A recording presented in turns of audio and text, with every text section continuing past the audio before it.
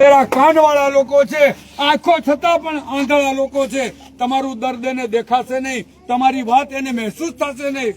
આ સંવિધાનથી ચાલનારો દેશ છે. આમ છતાં આ દવાખાને પોતાની પ્રાઇવેટ પેઢી સમજીને જે રીતે ચલાવી રહ્યા છે એની આંખો ખોલવી પડશે. આનું લાયસન્સ રદ ન થાય ત્યાં સુધી આપણે ઝઝૂમવું પડશે.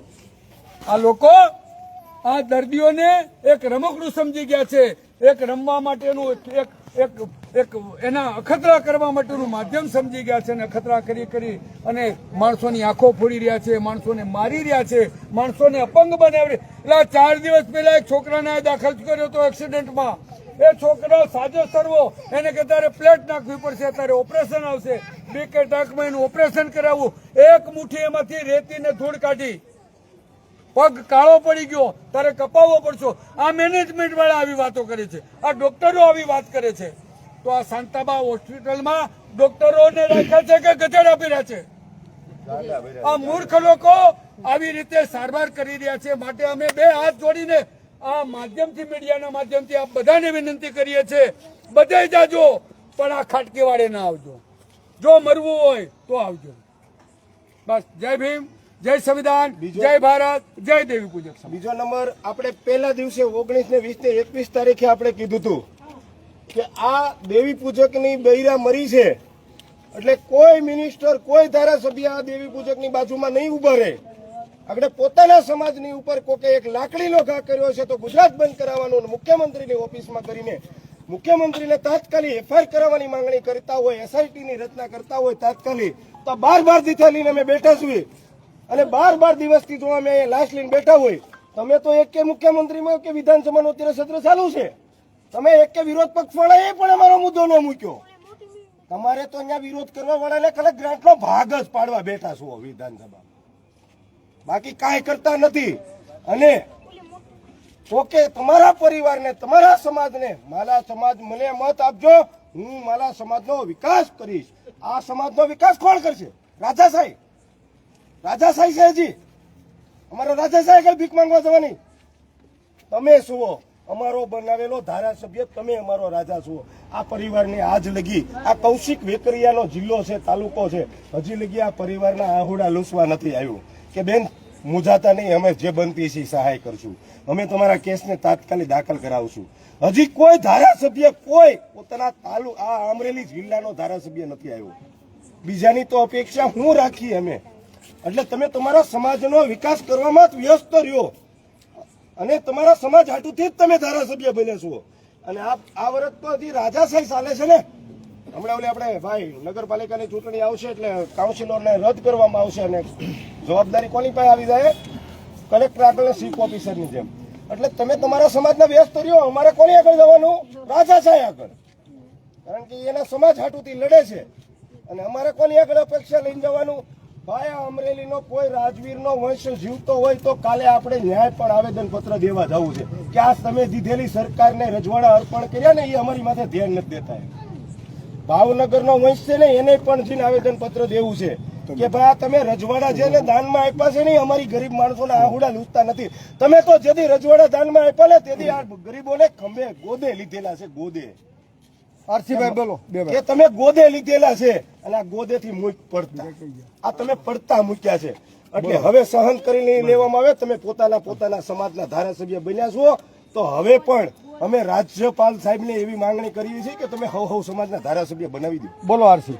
આજે 12મા દિવસે કે આપણા હિન્દુ ધર્મ વિશે જો ગણીએ કે 12મા દિવસે આજે કોઈ પણ મૃત્યુ પામે, એના ભજન હોય, એને પાણી ઢોળ હોય છે, તો તેમ છતાં 12 દિવસે અમને દુઃખ સાથે કહેવું પડે કે અમારી જે બેનને ન્યાય નથી મળ્યો. અમારી બોડી જે રઝળતી રહી છે ભાવનગરની અંદર, પણ આજે અમરેલીની અંદર આ બેનને શાંતિપૂર્ણ જીવને શાંતિ મળે એના માટે આજે મીણબત્તી લઈને, કેન્ડલ લઈને આજે એને શાંતિ માટે બધા ભેગા થયા છીએ. તો આ સરકારને, આંધળી સરકારને મારે કહેવાનું છે કે 12 દિવસે અમારી બેન દીકરીઓને જયારે આ રઝળતી રહી છે, લાશોના તમાશા તમે દેખો છો, તો એના માટે અમને આખા સમાજને અને આખા ગુજરાતના SC ST OBC ની બેન દીકરીઓ જવું થાય છે ત્યારે કોઈ સરકાર કેમ નથી જોતી? અમારે ફક્ત દેવી પૂજક સમાજ, કોળી સમાજ હોય કે દલિત સમાજ હોય, ફક્ત અમારા સમાજ ઉપર આ રેલા કેમ કાઢવા પડે છે?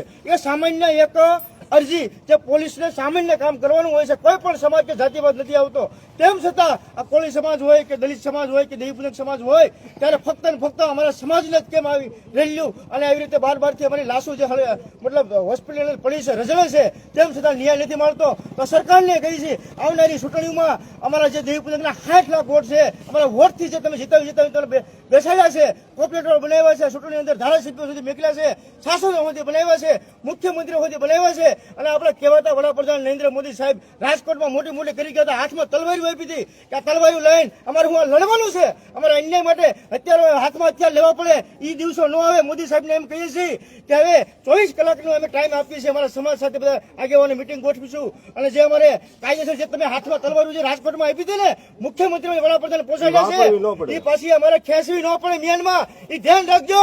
એના માટે આજે અમે ભેગા થયા છે કે અમારી બેનને એક આત્માને શાંતિ મળે, નોર્મલ એક મીણબત્તી લઈને શાંતિ માટે ભેગા થયા છે. બાકી તલવારીઓ અમને જે તમે હાથમાં આપીને ખેંચતા આવડે છે અને લડશું પણ, એના માટે બધા સમાજ ભેગા થયા છે. જય હિન્દ, જય સંવિધાન. હવે આપણે સાંભળો, હવે આપણે બધા અહીંયા આ બાજુ ઉભા રહીએ. જય ભીમ, નમો બુદ્ધાય.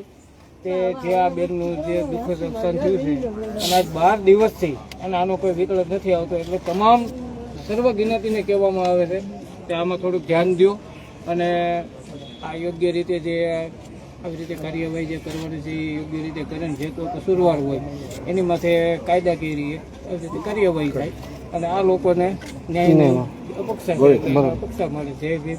અને બીજી કોઈ આ શાંતામાં ગણરાવાળાને મનમાં વેમ ન રહી જાય કે આવડા લાશ લઈ લે બે દી દોડશે, એવું જરાય મનમાં ન રાખતા. હજી ફૂલે ફૂલ તૈયારીમાં છે, એવી કોઈ મનમાં આશા ન રાખતા કે 2 દીમાં 5 દીમાં હારી જાય. હજી પૂરેપૂરી તૈયારીમાં છે. બધા દૂર મૌન પાડવાનું છે. આપણે બધા આગેવાન આ બાજુ લાઈનમાં આવી જાવ, આ બાજુ નરેશભાઈ આ બાજુ 2 મિનિટ માત્ર ભાઈ બધા એની પાછળ આવી જાવ. ભાઈ તમે આવી જાવ, દીપકભાઈ આવી જાવ, હાલો આવી જાવ ભાઈ, બધા પાછળ આવી જાવ, હાલો પાછળ આવી જાવ, પાછળ આ બાજુ પાછળ દીપકભાઈ હાલો પાછળ આવી જાવ, પાછળ હાલો. આપણે 2 મિનિટ મૌન પાડવાનું છે. આપણા જે ભણીબેન આપણી વચ્ચેથી વયા ગયા છે, બરાબર છે, એના ચેતનાને શાંતિ મળે એના માટે આપણે 2 મિનિટ બધાએ મૌન પાડવાનું છે. તો બધા 2 હાથ જોડી માથું નીચું આ રીતે રાખી અને ભણીબેનની ચેતનાને શાંતિ મળે એ માટે બધા આપણે મૌન પાડીશું. કોઈ એક શબ્દ પણ બોલશે નહીં.